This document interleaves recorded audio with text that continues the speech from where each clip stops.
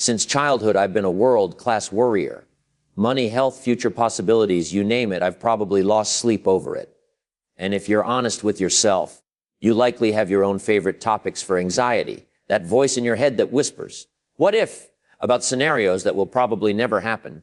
This isn't a personal failing, it's part of the human condition. The 16th century philosopher Michel de Montaigne perfectly described this universal experience when he observed, "My life has been full of terrible misfortunes, most of which never happened."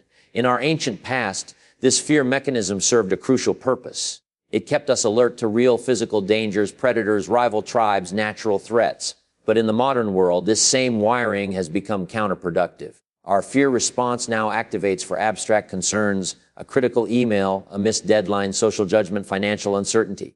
These mental threats trigger the same physiological response as facing a saber-toothed tiger, but without the resolution of actual physical action. The result: we remain in a perpetual state of low-grade anxiety that fragments our focus and drains our mental energy. For years, I struggled with this mental static. I knew what I wanted to achieve, but my mind was so cluttered with hypothetical disasters that I couldn't maintain the sustained focus required for meaningful work. I tried every productivity hack, time management system, and focus technique I could find. Some helped marginally, but nothing addressed the root problem. The default setting of my brain was worry.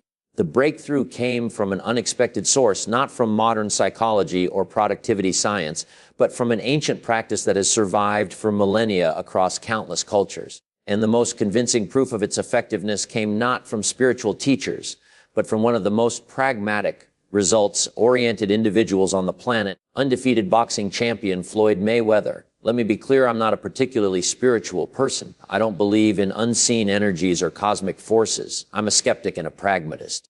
I believe in what works. And that's exactly why I became fascinated with the concept of mantra. When I learned that Mayweather, a man with a perfect 50-0 record, known for his incredible work ethic and unwavering focus, constantly repeats the phrase hard work. Dedication. During his training, I paid attention. Here was someone at the absolute peak of performance, using what appeared to be a simple verbal ritual to maintain his focus and drive. This led me down a rabbit hole of research into mantras across different traditions: Hinduism, Buddhism, Taoism, Christianity. I discovered that despite different cultural contexts, the underlying principle remained consistent: a short, repeated phrase that serves as an anchor for the mind. Modern psychology actually supports this ancient wisdom. The repetition of a specific phrase creates a neural pathway that can trigger a desired mental state. Essentially, you're programming your brain to switch modes on command. The key insight for me was understanding that a mantra isn't about magical thinking or attracting positive energy. It's a psychological tool for state change. It's a trigger that tells your brain, stop what you're doing and shift to a different mode of operation. After experimenting with various phrases, I settled on my own mantra. Let's go. 2 simple words, but incredibly powerful in their effect.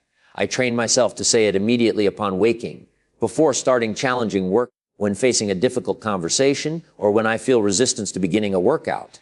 The effect is almost instantaneous. Those 2 words serve as a bridge from hesitation to action, from worry to engagement, from passive contemplation to active participation. Why does this work so effectively? Because worry and action cannot coexist in the same moment.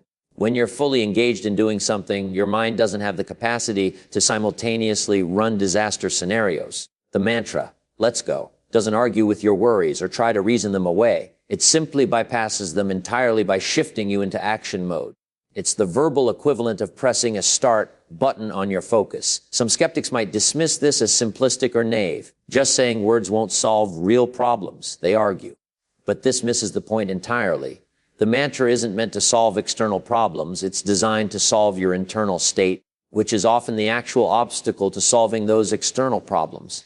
When you're paralyzed by worry, you can't take effective action. The mantra breaks that paralysis. The beauty of this approach is its flexibility. Your mantra doesn't need to be mine. It should resonate with your personality and goals. It could be one thing at a time if you struggle with multitasking. Eyes forward if you dwell on past mistakes. Trust the process if you get anxious about outcomes. The specific words matter less than their effect on your mindset. The best mantras are short, action-oriented, and personally meaningful.